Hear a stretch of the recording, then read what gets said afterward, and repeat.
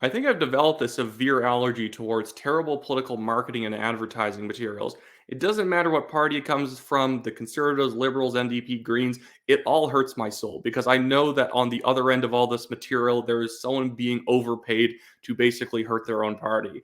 It almost makes me feel empathetic to Justin Trudeau because the Liberal Party's advertising these days has only been getting worse. And you think that about there's probably someone who's putting this stuff out who's being paid like $80,000 a year just to make Justin Trudeau somehow look worse than he already is. Like, just look at this tweet that came out of the official Liberal Twitter account. It reads, "The team, the plan, let's keep delivering for Canadians." And it's like, okay, this very spare, simple Twitter post is not helping the Liberal Party. If they're going to be actually trying to win back Canadians and trying to climb back into the polls, they have to be saying, what are we going to fix? Here's the mistakes that we made, and here's how we're going to make it better in the next year. By just sort of saying everything that we're currently doing is fantastic, they're just going to be continuing to alienate more Canadians because a lot of Canadians think they're out to lunch and don't realize that their policies are hurting people. And frankly, when I read this post, I read it as the team sucks, the plan sucks. Let's keep not delivering for Canadians. It's almost so simple. Your mind wants to insert more words into it. Like the team. What team? It's Justin Trudeau and a bunch of people who might as well be wearing masks of his face. There's no team here. And like the plan, what plan? Like the literal plan has not changed in the last 8 years unless he's claiming that it's somehow going to get super good if he just keeps pushing the plan further. Taxes and calling problems racist is not a plan.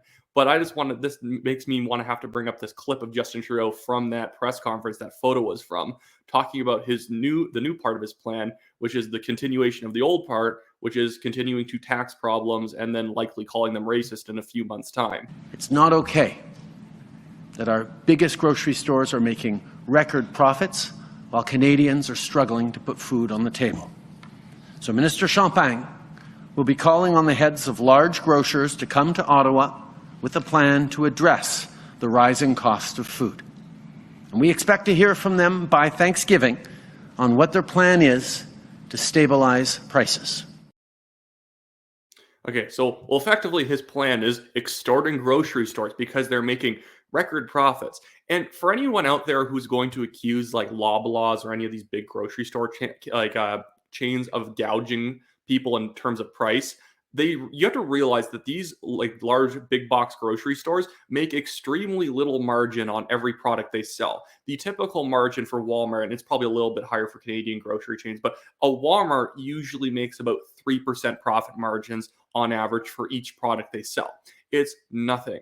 And it's a complete lie that they're actually making record profits. There's actually been a fantastic post on Twitter from Jagmeet Singh that got immediately community noted, which like is a pretty damning community note that shows how much he just does not research the things that he says. So here's Jagmeet Singh, and I'll just quickly play the clip. It's about, again, him whining about Galen Weston and Loblaws and how people are being price gouged. This is hilarious. Just take a look. You won't believe the news that I read today. Sobeys, one of the large corporate grocery stores in Canada, just posted a 52% increase in profits in the first quarter on food alone. Now, this comes as no surprise. Okay, this is completely incorrect, and I will scroll down and show you why. So this is the community note that's already been approved for this, which I rated as helpful because of course it is. It says Sobeys net earnings actually dropped last quarter from 173.7 to 149.4, and I assume that's in terms of like millions of dollars. And then this community note goes on to say this jump is in profit he's quoting is from their parent company Empire Co. Limited, and this was due to a sale of 56 of their gas stations in Western Canada. So Jagmeet Singh has no clue what he's talking about, which is really ironic because he literally started off the video by saying, you won't believe this. And I guess you shouldn't actually believe this because if Jagmeet Singh is talking, he's probably lying, especially whenever it comes to corporate unethical practices or incredulity or whatever.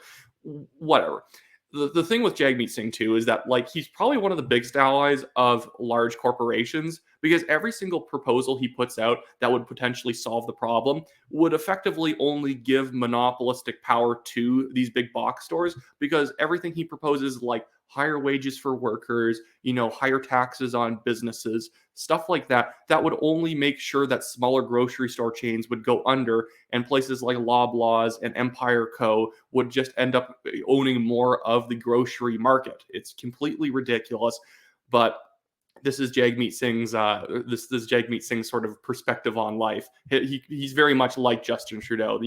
They identify a problem, they tax the problem gets worse, they tax the problem again, the problem keeps getting worse, they call the problem racist, the problem gets worse, and then they just declare the problem solved until people notice that the problem hasn't been solved, in which case the cycle continues where they start taxing it and calling it racist again. But I just want to move on to just another post from Harjit Singh, because I don't think that the Liberals understand that what they're posting here is not at all appealing to Canadians. Again, I want the Liberals to fail, so I think they should just keep posting this stuff. But it, again, hurts my brain knowing that someone's being paid to advise the Liberal Party on how to market to Canadians, and this is the stuff they come up with. So Harjit Singh put out a Twitter post, or probably his staff did, that says conservative ignorance and climate change is the threat to Canadians and the economy. I was in the Northwest Territories last week speaking with Canadians who lost everything. Meanwhile, Polyev reschedules the climate, Polyev reschedules the climate denial rally he had to postpone due to wildfires in the Yukon.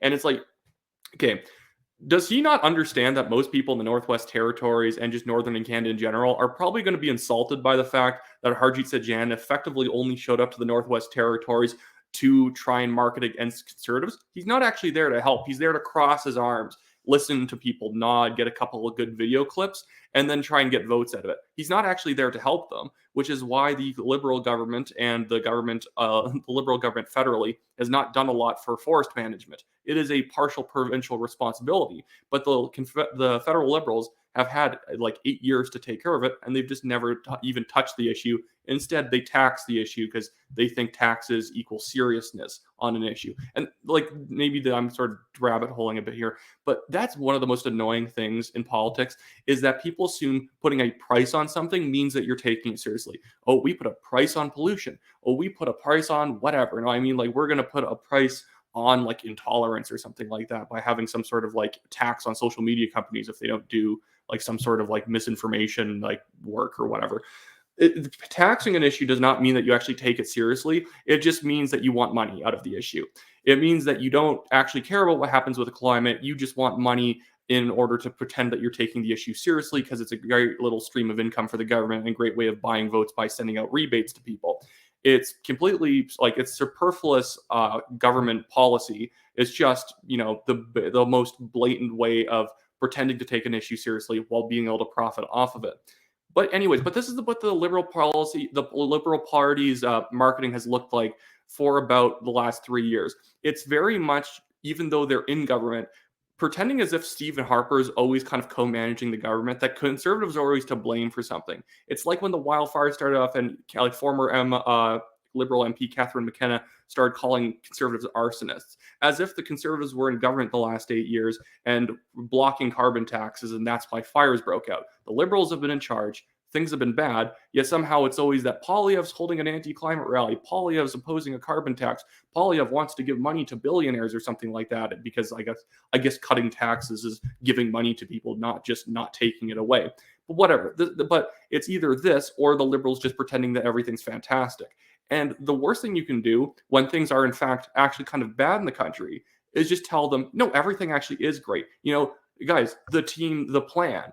Don't you think it's fantastic? We put a check mark next to the team and the plan at the Twitter post. Don't you think that we're doing a great job? That's just insulting to people's basic instincts, that when everything's getting more expensive and the government keeps doubling down on the policies that they were running while everything was getting more expensive, that they're probably not actually taking the issue seriously, and they're probably just ducking the issue. But anyways, that's it for me today. I'm actually going to hopefully go over some more Liberal marketing material in the coming days.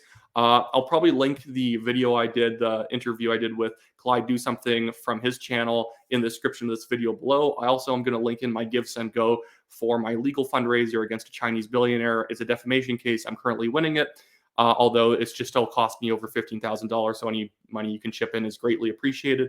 And then I also have the TNT email list down there. You can sign up if you want to get our videos and our articles sent directly to your inbox. But that's it for me today, and hope everyone has a great afternoon.